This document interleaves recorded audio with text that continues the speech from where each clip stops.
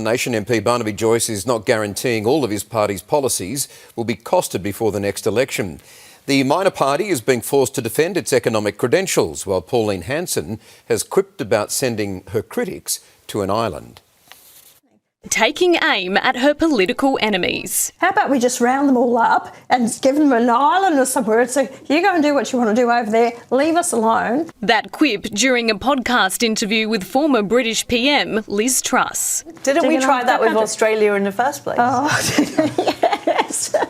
Now Pauline Hanson says she wants Australia to be nothing like its motherland, blaming the UK's policies on immigration. I see what's happened here. That makes me so strong and so passionate. I'm going to go back and fight for Australia even more so. The senator taking a big swing at our government bureaucrats. So I intend to have a big clean out. This as her Treasury spokesman calls for the RBA's chief public servant to be given greater powers. I think the Reserve Bank has got to be more independent, not less, and be able to make statements about the lack of the loosening of fiscal policy. One Nation has been forced to defend its economic credentials, with the coalition claiming the minor party would, quote, send us broke.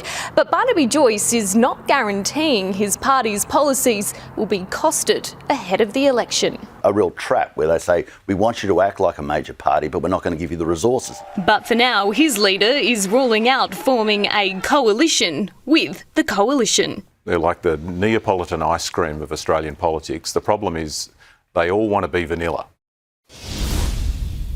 Yeah, let's go live now to Jasmine Turling's in Canberra. Jasmine, auction clearance rates have bounced back a little.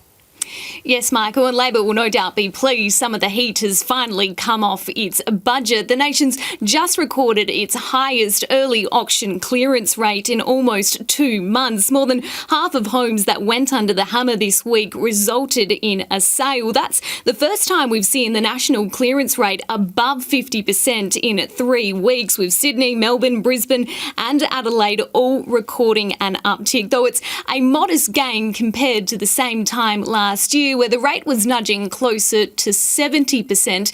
Now, in some breaking news, a new poll out by Resolve tonight shows support for Pauline Hanson and One Nation is starting to slip, though it's still ahead of the coalition on the preference vote.